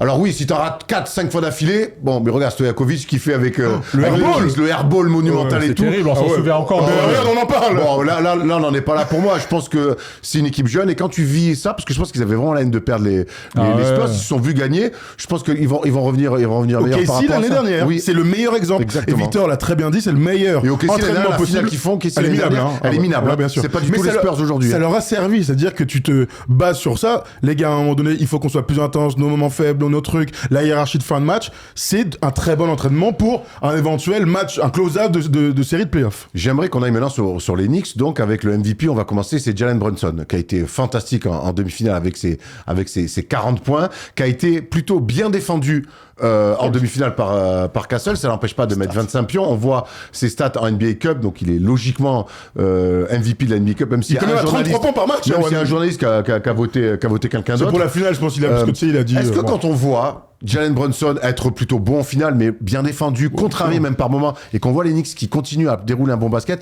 est-ce qu'elle n'est pas là la vraie victoire des Knicks cette saison? Ouais, il y a un peu de ça, Alors, quand même, il a un niveau MVP. Commençons par ça, c'est un niveau MVP. Tu dis qu'il est contrarié, moi il y a une bonne défense en face, mais je retrouve Jalen Brunson. C'est pas, tu vois, il continue à avoir de l'impact sur le 11 jeu. sur 27 au tir, hein. Mais c'est ça qu'on veut. Non, mais- ma NBA, Oui, je mais vous le dirai. contrarié. Non, mais je vous le dirai toujours. Vraiment, le basket, c'est évidemment des pourcentages et on aime bien mettre ça en avant. Oh, il est à 50%. Frérot, comment on fait pour gagner un match? Quels sont les moments où tu marques ces 11 paniers? Quand ton équipe est en galère, parce que quand ton équipe est en galère, heureusement qu'il est là. Et très souvent, en playoff l'année dernière, tu sais, on se disait, il est très bon dans les fins de match, mais surtout, il est excellent quand l'équipe galère pour marquer des paniers. Là, il est excellent. Donc oui, 11 sur 27. Ok, mais ce qui compte, c'est de gagner à la fin du match. Donc, moi, je l'ai trouvé excellent. Dans ce match-là, parce que j'ai retrouvé le bonhomme, le leader, le gars sur qui tu peux compter, alors qu'il y a une défense qui est particulièrement en place en face. Là où je te rejoins complètement, c'est que la grande victoire de cette équipe, c'est le banc. Donc l'année dernière, on disait tout le temps, le banc, il est catastrophique. Clarkson, c'est lui qui les ramène dans le run dont tu parlais à mi-chemin, enfin à cheval sur le 3e et le 4e. Taylor Collect, il me sort un match, les gars, il a fait un match exceptionnel. Dans ce qu'il a réussi à dégager dans la tenue de balle, ce que n'a pas réussi à faire l'équipe des Spurs, lui, il a tenu la balle, il prend des charges, il est là, il fait des passes D sur des aides un peu franches. Gros, et évidemment Mitchell Robinson. Évidemment. Les trois. Alors, je vais revenir sur Brunson. Quand je dis il a été contrarié, 11 sur 20, quand je dis 11 sur 27, c'est pas genre, il doit pas shooter 27 fois dans des grands matchs comme ça. Moi, la star doit prendre 27 tirs, ça me choque pas. Par contre, quand il est struggle, c'est avant, il se passait plus rien. Quand il avait des périodes compliquées. Là, on a vu, et avant de parler du banc, j'ai même envie de parler, et je le dis, je le redis, Bridges, Anunoby, la saison qu'ils font, ça donne beaucoup de relief à cette attaque des Knicks. Pour revenir sur... Towns, mais tu peux mettre Towns, bien sûr, mais il met des filoches qui comptent toujours. Et pour revenir à Tyler Collect, ce que j'adore, c'est que c'est le backup de Brunson, mais quand Brunson, il se prend une grosse... Juice d'abord. Et quand tu prends une grande pression tout terrain et qu'il perd la balle en retour, qu'est-ce qu'il fait Mike Brown? Il les associe tous les deux. Incroyable. Et j'ai beaucoup aimé l'association Tyler Collect, Jalen Brunson. Et c'est ce qu'on réclamait sous Thibodeau, c'est donner un peu d'air, de souffle à Brunson et qui finit quelque part sur les 10 dernières secondes des actions au lieu d'avoir les 20 sur les 24. Non, mais t'as entièrement raison. C'est vrai que cette image, en plus, il y a des gros plans à ce moment-là, il se parle, il dit non, envoie à notre gars, on rappelle quand même l'année dernière, Tyler Collect, il fait un match de G-League et il y a tellement pas de joueurs chez les Knicks qu'il va jouer le match avec les Knicks le soir même, tu vois, c'est la NBA qu'on aime, c'est un espoir le mec en fait. Et t'as raison dans arriver à un moment donné à trouver un petit peu d'équilibre pour décharger physiquement d'abord Jalen Brunson parce que son jeu est tellement énergivore, et puis en plus quand les gars sont en confiance, parce que moi j'ai vu un mec en confiance, tu sais souvent quand il y a un joueur qui rentre, il est un peu jeune, tu sais, il est tout un peu dans l'urgence là, tu vois ce délire un peu. Au côté de Tyler Collect, il a joué comme un mec de 30 piges qui est en pleine confiance, il a mis des filoches de l'espace, il a joué des 1 contre 1, c'est un beau joueur de basket et c'est dans ces moments-là que tu te révèles. Et d'ailleurs, t'as vu à la fin du match, hein, en fait c'est Savonov, c'est-à-dire que tout le monde est venu autour de lui pour le saluer. Savonov, ils ont fait la même chose, le PSG. Collect, c'était un peu pareil sur la finale. Bref, je pense qu'on est tous d'accord avec ce que tu viens de dire, Erwan. Quelle est ta question, Erwan? Quelle est ma question? Jordan Clarkson, si vous voulez. Parle-moi un peu de lui, gros. Il fait ça les matchs qui comptent. Non, mais on est obligé de parler de Collect et Clarkson. Ils ont été associés sur ce run aussi à cheval entre 3 29 points les deux cumulés, 14 voilà. Pour Collect, 15 pour Valtalo, bravo. 30 points même, 30 points. 30 points Don't think so. Et ça arrive surtout quand les Knicks sont dans le dur. C'est surtout ça la différence. C'est qu'au bout d'un moment, Brunson est bien gardé par alternance par Harper et Castle. Et au bout d'un moment, t'as ces deux mecs qui débarquent. un peu inattendus, hein, qui arrivent et qui mettent du rythme, qui mettent des paniers, qui font les bons choix, qui jouent juste. Et en fait, ça change complètement la dynamique de ce match. Ça relance les Knicks. Les Spurs comprennent pas trop ce qui se passe parce que je pense dans le scouting, Kolek, il était tout en bas de l'affiche. Clarkson, on le connaît, il met des filoches, voilà, du catch and shoot. Mais il piochait un peu sur ce début de saison. Même sur les filoches qu'il met, il est contesté quand même. C'est des shoots difficiles. Il est là, quoi. Il est là pour ça. Oui, voilà. Et il a un coup de chaud de malade en vrai. Un coup de chaud de malade et cette magie a opéré. Et derrière, voilà, ça a continué. Mais aujourd'hui, Kolek, il a été génial dans cette équipe parce que c'est un profil qu'ils n'ont pas. Meneur un peu stable, réfléchi, académique, qui va faire les bons choix, qui va se battre sur tous les ballons, qui va apporter en tout cas la sérénité dans le jeu et qui peut aussi, avec l'association avec Brunson, faire souffler un peu sur les montées de balles. C'est ce qu'il a fait en fin de rencontre. Thomas, est-ce qu'un meneur de jeu est plus important qu'un coach du coup dans une équipe? Clairement, 1000 fois. Donc tu transfères Steph Curry et tu gardes Steve Kerr. C'est ce que t'es en train de me dire. Mais attends. Donc t'as leur collègue qui est le Steph Curry de Denix. Pas la faute, non, je parle d'un gros meneur. On va revenir quand même à cette finale. Il y a un an qu'on a murmuré un petit peu comme Rome à l'époque de Gladiator. C'est Mitchell Robinson. Ah oui. C'est Mitchell Robinson et j'ai envie qu'on parle de son activité. On le découvre pas. Il prend 15 rebonds. Donc lui, associé aux 29 points de Tyler Kolek et de Clarkson, il va rajouter 15 rebonds, notamment avec beaucoup de rebonds offensifs et une défense sur Victor Wembanyama. J'aimerais qu'on parle du plan défensif autour de Wembanyama des Knicks. C'est OG Anunoby qui a commencé sur lui. Mitchell Robinson est arrivé au relais. C'est vraiment deux profils différents, mais qui ont bien fité plutôt pour gêner Victor. Ouais, c'est ce qu'on voit maintenant sur Victor. On aime bien mettre des ailiers plus petits que lui et plus costauds pour essayer de le bouger. Victor était pas dans son assiette, c'était un fait. Il n'empêche que Victor, dans son jeu aujourd'hui, il laisse trop d'espace dans son dos quand il va à la dissuasion. Et il est tellement fort au contre que il est très offensif dans sa manière de défendre. Le problème, c'est que ça laisse des portes ouvertes pour des gars qui sont élites sur le rebond offensif. Et Mitchell Robinson, le nombre de secondes chances qu'il donne à son équipe, c'est l'une des bascules. C'était l'une des bascules déjà il y a 2 ans en playoff contre les Cavs. En fait, dès qu'il est bon en playoff, l'année dernière contre les Pacers, il est monumental. Il est magnifique aussi, t'as raison. Et c'est sa valeur. En fait, c'est sa valeur refuge. C'est pour ça qu'il est en NBA. Donc en fait, quand t'as Mitchell Robinson, tu dois défendre un peu différemment. Il faut plus box out que d'aller au compte, surtout qu'il y a eu des 2-3 duels qui étaient plutôt bien tenus. Et tu pensais, et t'as bien raison de le dire, l'action de Kolek qui fait une passe ligne de fond pour Giannobi qui est l'un des daggers. En fait, Victor, il est trop dans la raquette. C'est terrible parce que c'est pas dans ses habitudes de donner des aides franches comme ça. Alors que voilà, Kolek a pas l'avantage sur Castle, il y a quasiment aucun danger. Et en fait, c'est des détails comme ça.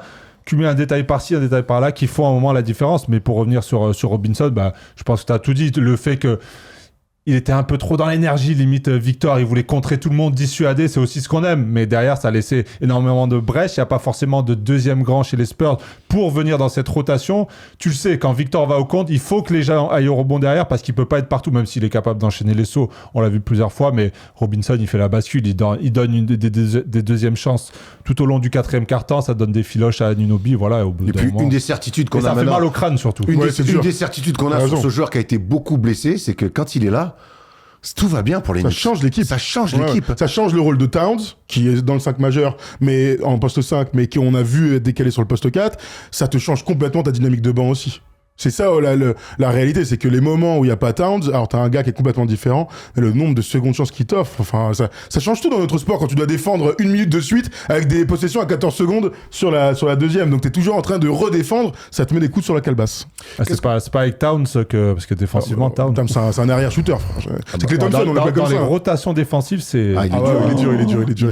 Toujours en retard. On peut quand même dire que Towns s'est blessé au mollet pendant le match, il a serré les dents, il a joué, il est revenu. Non mais il y a un truc cette année chez Towns que j'aime beaucoup. Non, il se bagarre. Moi, j'ai toujours dit chez Towns l'année dernière, malgré l'énorme frustration de ne pas aller en finale NBA, je me suis dit, Towns, il y a des matchs, il est dramatique, mais par contre, il fait gagner des matchs et des matchs de play-off.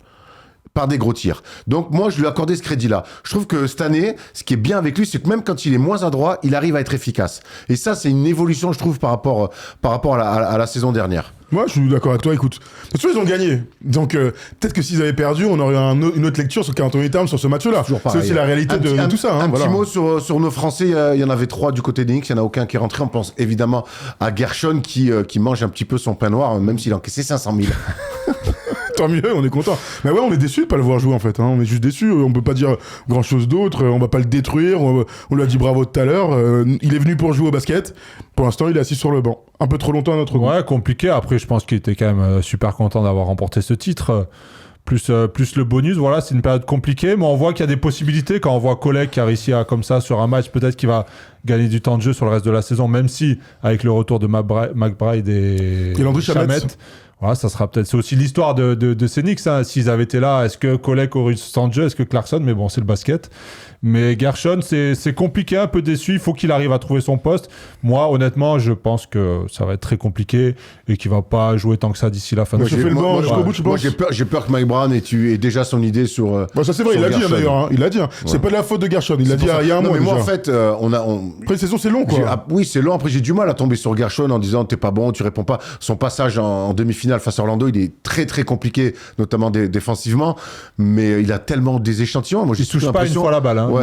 Vraiment, quand je dis, il touche pas la balle. Il a pas. J'ai une demi-heure de vélo, c'est pareil. J'ai l'impression que Mike Brown a un petit peu son idée faite sur Gershon et que quand en NBA c'est comme ça, c'est dur de changer parce qu'il n'y a pas les entraînements pour ça. Après, on sait que la saison est longue, une blessure, quelque chose. Une blessure sur un poste à Ninobi ou comme ça. Voilà. Se tenir. En tout cas, cette victoire des Knicks, est-ce qu'elle a changé la cote chez Winamax pour voir les Knicks aller en finale? On va voir un petit peu chez notre partenaire Winamax ce qu'il en est des cotes pour aller en finale. Et c'est toujours les Cavs qui sont en premier à 3,40. Les Knicks sont à 4,75. Donc, Tom, c'est peut-être le moment de jouer les Knicks avec cette jolie cote à 4,75. Ah, 4,75, c'est bien payé. Mais oui, on a été très étonnés de voir ça hier, tous ensemble. Les Cavs, au bout du rouleau, dont on a fait une news pour dire qu'ils étaient 9e de l'Est, ils sont toujours favoris de l'Est. Bon, tant mieux pour eux et les fans des Cavs. Hein, on espère que ça va se concrétiser. Non, les Knicks, écoute, ils sont favoris. Ils ont un moins bon bilan que Détroit. Mais Détroit, on les a pas vus dans des matchs coup près pour l'instant, dans cette saison, évidemment. Donc, pour moi, les Knicks ont assumé leur statut de favori. C'est le grand enseignement de cette NBA Cup. Les enseignements de cette NBA Cup, on y revient tout de suite après ce petit message de notre partenaire. Depuis plusieurs années, Winamax est partenaire de notre chaîne. Et avec eux, tu peux utiliser ton expertise pour gagner de l'oseille en pariant sur toutes les compétitions de basket. Sur les matchs, mais aussi, et ça on adore, parier sur les perfs des mecs. Tiens, je sens bien qu'un Serbe va faire un triple-double. Paris plutôt safe. Tu peux aussi miser sur qui sera le meilleur scoreur, le meilleur passeur, et même miser sur les duos. Bref, l'offre basket Winamax n'a jamais été aussi complète. Et en plus, lors de ton premier dépôt, tu es automatiquement remboursé à hauteur de 100 €. Et vu qu'on est sympa, on t'offre même un petit bonus de 10 € lors de ton premier dépôt avec un code FT10. Plus d'infos en description. On rappelle quand même, le plus important, c'est strictement interdit aux moins de 18 ans. On est là surtout pour s'amuser. On est là pour s'amuser. Allez, on va aller dans les enseignements de cette NBA Cup qui a été passionnante cette année, qui a vu donc les Knicks remporter cette 3e édition. On a un petit tableau justement pour voir ça. Les Knicks donc assument leur statut. Ça, c'est quand même la vraie bonne info. C'est ce qu'on disait dès les quarts de finale. C'est ce que je voulais voir, que les Knicks assument leur statut. Ils l'ont fait à la perfection. Le Thunder n'est pas invincible parce qu'ils se sont fait attraper par les Spurs. Les Spurs sont en avance sur les temps de passage. On en a un petit peu parlé. Je voudrais juste un petit mot de vous là-dessus. Et la NBA Cup est toujours aussi cool à regarder, les gars. Ouais, absolument. C'est un beau résumé de ce qui s'est passé. On a vu du bon basket. C'est aussi ça le dernier enseignement. La NBA Cup, c'est cool parce qu'on a des matchs à enjeu, des intensités qui ressemblent aux playoffs, une atmosphère qui n'a rien à voir avec les playoffs parce que c'est donc sur terrain neutre. D'ailleurs, vous avez vu que normalement l'année prochaine, les demi-finales seront locales. Donc, qui a le meilleur bilan va recevoir. Donc, OKC, en gros, l'année prochaine pour la conférence Ouest. Et la finale à déterminer. Donc, il y aura un petit changement a priori à venir. Las Vegas devrait être délaissé. Mais avec peut-être l'arrivée d'une franchise. Sur les enseignements des Spurs sont en avance, Thomas. T'es d'accord avec ça? On les attendait peut-être pas aussi haut, aussi vite cette saison? Ouais, je suis plutôt d'accord. Faut pas oublier qu'en début de saison, on avait pas mal d'interrogations, notamment sur Victor et son retour de blessure, savoir dans quel état il allait être. Voilà, on est plutôt rassurés. Et moi, l'évolution de Castle, elle me plaît aussi. Donc aujourd'hui, les Spurs, ils vont dans la bonne direction. Harper aussi, finalement, c'est un super choix de draft. Donc tout va bien pour les Spurs. On vous a demandé à vous aussi quels étaient les enseignements de cette NBA Cup. Et voilà ce que nous avait dit. On a pris 3 commentaires comme d'habitude. Il y a Mata Gigi qui nous dit que les Spurs sont attendus en play-off et qu'il reste encore un peu de travail pour devenir une équipe top 3 à l'Ouest. Ensuite, on a Boulangerie Paname. Eh ben alors, mais nous décroissons un peu, frérot. Que les Spurs sont compétitifs, mais qu'ils ont un banc presque trop long et que selon moi, il vaudrait mieux faire un trade pour un joueur plus clutch. Sohan et Champagny, je les trouve limités. Un poste 3, gros défenseur et un gros scoreur à 3 points. Contre les 2 autres, à mon sens, ils jouent le titre cette année ou la suivante. Bon, d'accord, oui, enfin, si on prend que des gros joueurs sur tous les postes, effectivement. Kevin Durant est disponible. Voilà. Bon, okay. Duvoir PC, là, c'est la famille, il nous suit depuis des années, lui. Que les Knicks ont bien fait de changer de coach, c'est vrai. Ouais, on l'a pas dit. En grande partie par l'apport du banc, il y a également beaucoup plus de variété dans le jeu offensif. Voilà, on va s'arrêter là-dessus. Bravo bravo. Erwan, Mon toi, devoir attends, parce pressé. que je voulais te poser une question, mais toi qui as toujours, j'allais dire pisse froid, c'est un peu ça. Avec cette équipe, t'as toujours un peu de distance, t'as toujours du mal à t'emballer. Non. Cette manière de jouer qui évolue et cette victoire, est-ce que ça change quelque chose dans ton cœur? Moi, j'ai... Des Knicks, hein, évidemment, je parle. Oui, évidemment. Moi, j'ai souvent dit qu'avec Thibodeau, je voyais déjà les limites. Et les limites sont arrivées, même s'il est allé très loin. Pour moi, ces Knicks ne seraient pas allés plus loin avec sous Thibodeau. Maintenant, Mike Brown, il arrive derrière Thibodeau. Je trouve que le début d'année a été compliqué parce qu'il y a beaucoup d'annonces. Il y avait beaucoup d'attentes et beaucoup de nouveaux joueurs. Je trouve que ce titre-là, il va un petit peu plus installer Mike Brown et j'espère voir un petit peu plus de choses, comme on l'a vu pendant cette NBA Cup, de lancer des joueurs, de l'association Colec-Brunson, de voir le retour aussi des joueurs au complet. Je trouve que, oui, je me suis emballé enfin pour ces Knicks-là et je suis un petit peu moins pisse-froid, mais en même temps, j'étais pisse-froid pour des raisons qui étaient assez évidentes pour moi et finalement, j'ai l'impression que les choix qui ont été faits, notamment autour de Thibodeau, j'avais raison. Tout à fait. Moi, Voilà. écoute, surtout que les Knicks sont faits, En plus tout cas, que le tien. Hein. Mais en tout cas, la pisse froid ou pas, j'attends mes Knicks en finale NBA. Ah bah maintenant, la pression est sur leurs Toute épaules, autre- hein. toute Voilà. Toute autre chose qu'une finale NBA de New York cette année serait une déception. Ouais, un début d'échec même, hein. Voilà. Attention, Échec, c'est parle un pas gros mot, d'échec, hein. parle pas d'échec. Ouais, parle pas d'échec. Les philosophes d'Instagram vont te... Pas d'échec, une désillusion peut-être. Un échec. Pour les fans. Finale NBA. Allez, on va se faire une petite palette. On s'est fait une petite palette un peu spéciale. On s'est fait kiffer autour de Michael Jordan cette semaine.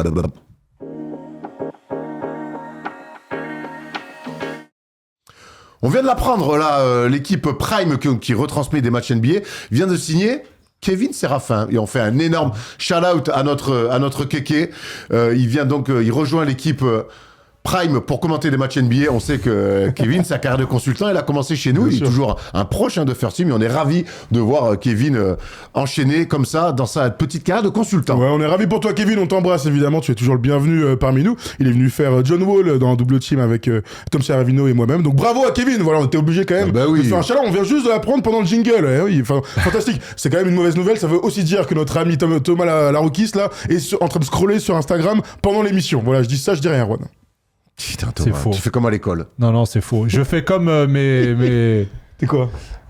J'ai pas envie de dire, allez, mes maîtres de l'antenne m'ont appris, je vous vois toujours sur votre téléphone, du coup... Certainement pas. Toi, tu lances des vidéos pendant les... Ça lui est avec le arrivé. son, ça lui est arrivé. Mais il a dit qu'en 2026, il a arrêté. Hein. Quelle balance. Ah, il t'a On est balancé encore en fort. 2025.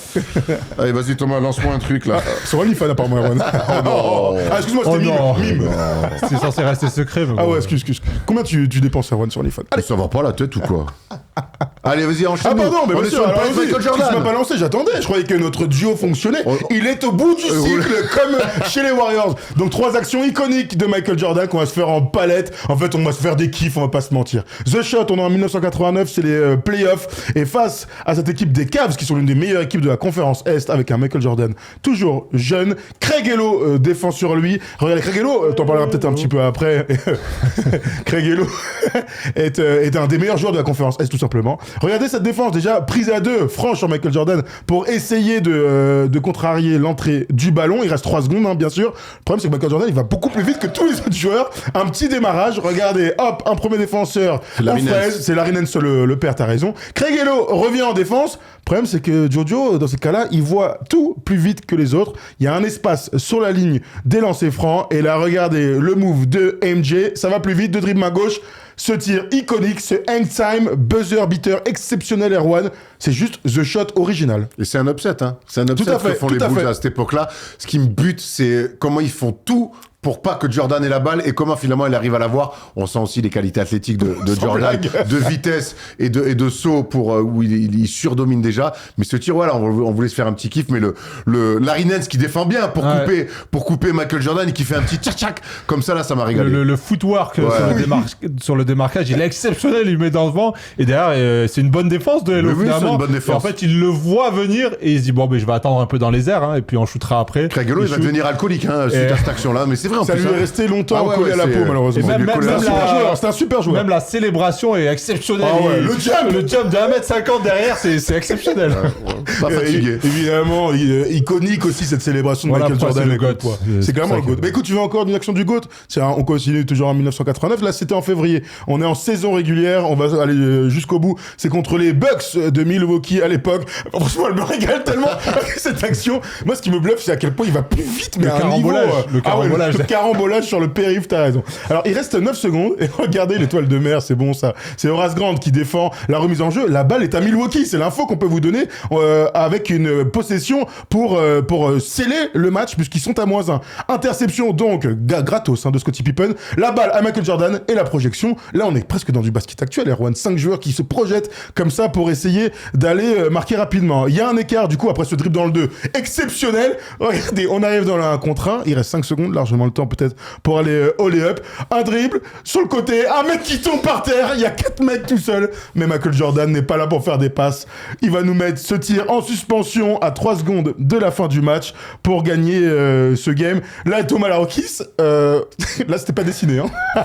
Non, c'était pas dessiné. Là, c'est le talent derrière. Il voit qu'il a l'espace tout terrain et toujours ce footwork qui lui permet de ralentir et de voir où il va aller. Il va dans une de ses zones préférées, comme ça, elbow 45. Et on sait que quand il prend appui, c'est quasiment impossible d'aller chercher là-haut. Et voilà, c'est une filoche. Il a fait toute sa carrière sur ça. Il le maîtrise à la perfection. J'adore la chute de l'adversaire. Derrière, et l'autre qui lui rentre dedans. En plus, c'est génial. Ils sont au sol. Et ce qui est marrant sur cette action, c'est que le premier mec là qui a la remise en jeu, il y a un fait entre l'accusé qui va sortir sur lui. Un criminel, frère, de la remise en jeu. Avec Devin Brown, ils sont deux là. Je sais pas qui est le pire. Le mec qui fait la passe dramatique et l'autre qui va sauver la balle. Alors qu'il n'y a pas un coéquipier à lui dans le demi-terrain. Il menait d'un point à ce moment-là. Allez, dur. Mais écoute, regarde, on est quoi? On est 35 ans plus tard, 36 ans plus tard. Merci on en parle. Donc merci à Milwaukee, à Terry Cummings. Allez, on avance sur le dernière petite friandise de Noël, vraiment la petite gâterie. Et là, c'est une action plus qu'iconique, hein, évidemment, tout le monde connaît. On est à Phoenix lors des finales 1993. Les Chicago Bulls sont menés. Ils sont menés de 2 points, c'est bien ça. Et cette action qui va finir dans les mains de John Paxson.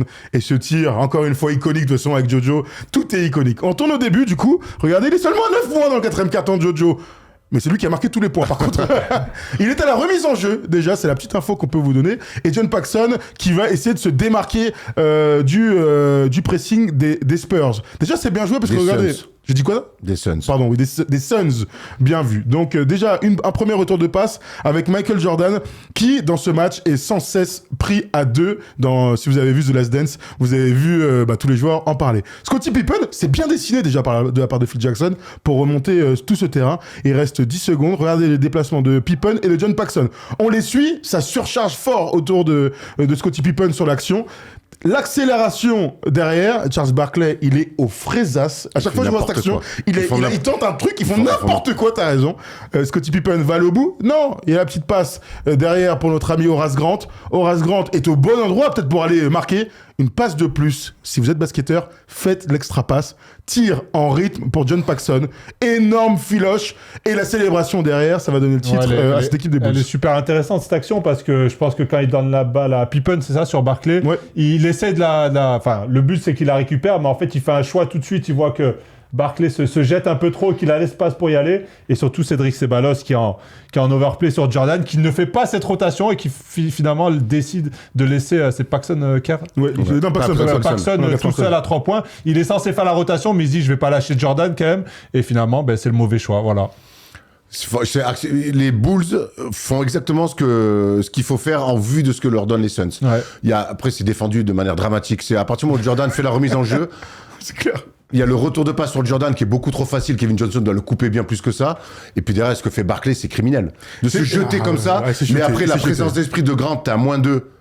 De sortir sur Paxson qui avait déjà mis des tirs importants en 91, de lui sortir un tir à 3 points, grand ouvert comme ça. C'est Kevin Johnson. Mais le 7, c'est Kevin Johnson. Ouais, c'est Kevin Johnson.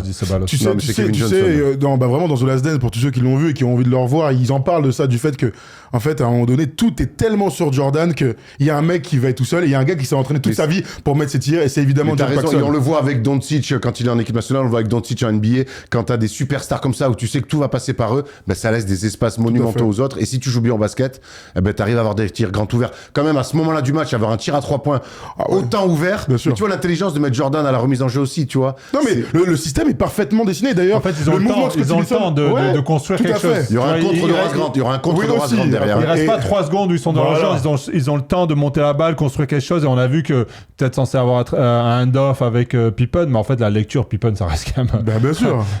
Un immense joueur. C'est la meilleure chose. Voilà, il a fait le choix. On sait qu'il est dans la création. Il a fait un move à la Draymond Green parce que le retour de passe du tout début, te laisse penser que Scottie Pippen va recevoir la balle et la donner à Jordan. Ouais. Et en fait, voilà, c'est là où il est trop fort, c'est attraper, jouer, alors que tout le monde est un peu vers l'avant côté Suns, un peu à la Draymond Green. Après- il a un tir drop ou un petit tir, il fait la passe au Horace Grant qui aurait pu tirer.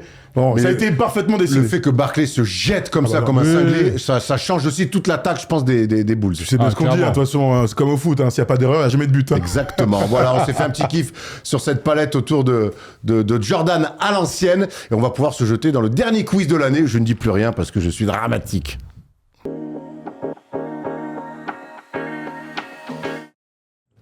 Allez, qui dit fin d'émission, dit quiz, le dernier quiz de l'année déjà. Ça passe vite, hein. Ça passe très très vite. Et ça a été pour le début un Il y avait très une beau mouche. début d'année. On a fait des belles émissions dans le First Day Show. D'ailleurs, dites-nous hein, si ça vous plaît toujours autant. Non mais les émissions, je m'en fous un peu sur le quiz. T'as été très bon. T'as été très Oui, bon mais ça, depuis le début. Tu sais, à vaincre sans C'est gloire. toi qui as la pression là. Hein. Faut que tu finisses Frérot, la pression, invaincu je contre la un run. bois. C'est comme la Heineken. Il met 9-0, frère. Qu'est-ce que pression il a, quoi. mais C'est faut le faire PSG qui joue en Coupe de France Voilà. contre le R2, Tu quoi, sais allez. très bien. Une belle année de sport 2025 Avant la pour le trêve, si PSG. tu pars avec une victoire, ça va te faire du bien. Ça va te faire du bien. On s'est fait un petit kiff sur l'énumération, c'est facile. On est allé chercher les rosters des finalistes de 2016. Donc Cavs Warriors, c'est Oula. l'énumération, ça doit aller vite évidemment. Ah Normalement, oui. vous connaissez la majorité des joueurs. Thomas Larocchi, honneur à toi. Tu peux commencer. Curry, Curry évidemment est là. Klay Thompson, Klay Thompson est là. Draymond Green. Draymond Green est là. Livingston, Livingston est là. LeBron James. LeBron James est là. Kyrie Irving. Putain, ça m'arrange pas qu'il Kyrie passe déjà chez les Cavs. Ouais, pourquoi il Tu m'as passe stressé. Il est relou à passer Ouais, au c'est Cavs. c'est pas relou. Kyrie, là. J'avais envie de foutre le bordel un peu. Richard Jefferson. Ouais, c'est c'est pas à moi, toi. c'est à hein. moi. à moi, bah si, C'est à- c'est toi. Non, c'est non, tu viens de parler, tu viens de dire Barbosa. Barbosa Oui, est là. Vas-y, donc là, Richard Jefferson. Richard Jefferson est là. Kevin Love. Kevin Love est là. Tristan Thompson. Mais non, arrête, Erwan, c'est pas. C'est. Il m'a oublié en fait. Dans le... Ouais, il t'a oublié. C'est 8 fois. Du coup, on en est où là On est à toi. Ah bah, tu peux dire Tristan Thompson, prends-lui. Tristan Thompson. Allez, Bah c'est oui, bon. normal. Petit sgeg va. Oh. Ah merde. Ah bah alors. Allez, Alors, Tata. tu viens de faire une émission sur lui, ça peut aider. Donc, pardon. Tu viens de faire une émission sur lui. Sur qui? Sur le Michael James Jordan. sur un des joueurs des Cavs. Ah oui, bah oui. Bon, Erwan, vas-y, arrête là. Tu déconnes. Attends, je sais pas. Un je sais double pas. team quoi. Ah ouais, merci. Ah oui, J.R. Smith. Allez, Allez, on voilà. Andrew Bogut. T'es Andrew terrible. Bogut est là. Il est là, Bogut. Ok. Bah oui, on Il sait. est là, bien sûr. Schumpert. Eman Schumpert est là. À moi. Oui. David West. David West. Éliminé, ça, c'est avec KD. Hop. Il est pas là, Ah, David c'est avec West. Della Vedova. Ah oui. David Vedova est là. Barnes. Matt Barnes. Éliminé. Non, Harrison Barnes. Harrison Barnes Il est est là. là, bien sûr. il est là. Éliminé pour avoir dit que j'étais éliminé. Eh gros, J'étais éliminé. moi les mecs qui disent pas les prénoms, ça veut dire que c'est un gars Ah, que tu ça connais va, pas. on sait, Tu penses à Matt Barnes en Ouais, 2022, d'accord, j'y peux rien. Il est là, Harrison Barnes. Je sais même pas, il était en 2022 Matt Barnes. Non, Oui, c'était 2022. Non, c'était parce en qu'il 2000. il se fait trade pour KD après. Oui, voilà, d'accord, c'est ça. Hein Ouais. Non, pas Allez, du les tout. gars, allez. Bon bref, on s'en fiche. Comment il s'appelait? Channing Frye. Oh putain, c'est mon prochain. Bon, de faire le mec. C'est mon prochain. Mais vérifie pas. Il est là. Bah bien sûr. Oui, c'est bon. Du coup, les Warriors. Je commente les matchs en plus. On l'a dit dès la Vedova déjà. Oui, on l'a déjà dit. Ok.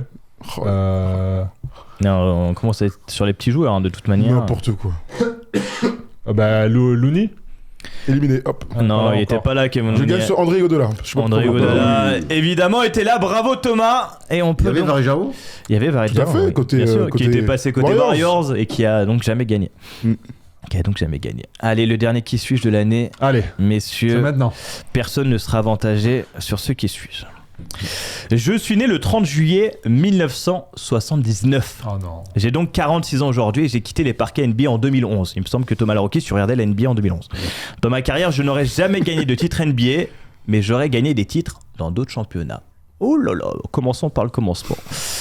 Je passe par la fac de FIU, Florida International Parker University. Oh. Une petite fac de Floride Non, où je fais un mais cursus t'as dit, complet. Cursus complet là-bas. Mmh. Là-bas, j'ai établi quelques records, comme celui du nombre d'assists total pour un joueur passé par cette fac. Je suis aussi le deuxième meilleur score all-time, mais bon, c'est une petite fac, on l'a dit. C'est pour ça que je ne serais même pas drafté. Mais je signerai un premier contrat avec les Raptors lors du début de la saison 2001-2002, où je jouerai 17 matchs et quelques minutes en sortie de banc. Puis je serai Mike James. non, puis je serai coupé, Mike James, pas le sud De Monaco. Détroit, tu Oui, parles. bon. puis je serai coupé et re-signé par Denver ouais. pour finir la saison et jouer presque 14 minutes en moyenne. On est donc sur la saison 2001-2002. Je fais Earl Raptors Boykins. et Denver. Pardon. Earl Boykins. Mon premier vrai contrat va arriver la saison suivante. On est en 2002-2003, je signe avec le Jazz, où je resterai 2 saisons. Dans une équipe vieillissante, je suis backup de John Stockton, le quarantenaire, et Mark Jackson. Il peut pas dire John Stockton, c'est non. John Stockton. On s'inspire. Le quarantenaire et Mark Jackson qui a 37 ans aussi. Ce qui me fait une sacrée expérience que je pourrais utiliser dès la saison suivante puisque les deux partiront, l'un à la retraite, l'autre à Houston. Lors de la saison 2003-2004, je passe donc de 6 minutes de moyenne 6 minutes de moyenne à 28 minutes et 71 matchs dans le 5. J'inscris 12 points et 5 passes. Je deviens alors un meneur quelque peu référencé dans la ligue. Jérémy Pargo. Non. Et sans Stockton ni Malone, on termine quand même avec un bilan positif de 42 victoires pour 40 défaites, mais on n'accroche pas les playoffs. Durant la saison suivante, je vais me disputer plusieurs fois avec le coach, qui va me renvoyer sur le banc. Quelques mois plus tard, je serai tradé de Utah chez les Pistons. Et j'arrive chez les champions en titre, Une center? Non, pas du tout. où je deviens le nouveau backup de Chauncey Billups. C'est qui ce bâtard? Le run de playoff nous amènera jusqu'en finale contre les Spurs, où je ne jouerai que très peu. Hawkins. Non. Oh. Que très peu car pas assez bon défenseur. Je passerai tout de même à un match d'être champion NBA. Saison 2005-2006, à nouveau coupé en deux, puisque 50 matchs avec les Pistons, puis un trade qui m'envoie à Orlando. Donc je vous répète un peu, ça Utah, Aller en Europe, c'est sûr, c'est les gars. Oui, oui, Utah, j'imagine. Pistons, Orlando. C'est qui, En ça Floride, je resterai jusqu'en... Arroyo. Arroyo, Carlos Arroyo, Ah, ça se bravo. voit ici. Carlos Arroyo. Eh oui. C'est une bonne semaine pour Erwan. Hein. Bravo. C'est une très bonne Eh, semaine. les Knicks qui gagnent, le PSG qui gagne, Erwan qui gagne le quiz, bravo. Superbe. En fait, j'attendais à passer par là pour. Carlos Arroyo. Faut dire, il va aller en Europe. Il va au Maccabi, c'est ça? Et il va Maccabi. là-bas. Il est MVP. Et surtout Il est exceptionnel, final. Porto Rico Oui, contre Timio, c'est un grand Ouais. souvenir, il les tape. Hein. Putain, Arroyo, ouais, ben, mais. Ah oui. Carlos Arroyo. Bravo, la famille. Joue en N1 mixtape, en N1. Ah bah ouais, je suis Oh putain, on a passé des bonnes quelle vacances. semaine, Hein. ah ouais. Des flammes pour Erwan, s'il vous plaît, là dans le chat. Des flammes dans le Allez, chat. on se retrouve, on vous a donné le programme en début Je suis d'émission. content. Sur tout ce qu'on va vous laisser, je suis grave Mais content. t'as raison. Sur tout ce qu'on va vous laisser, toutes les vidéos qu'on va vous mettre pendant les vacances de Noël, on vous souhaite de très bonnes fêtes. Nous on se retrouve le lundi 5 janvier À peu pour le près. retour du Big Monday, pas à peu près. Le rendez-vous le lundi 5 janvier, on vous laisse avec du NBA Game, avec plein de choses. Je suis fatigué, je rends l'antenne. Bonne fête, prenez soin de vous, on se retrouve en 2026 en pleine forme et avec plein de nouveaux projets chez First Team. La bise.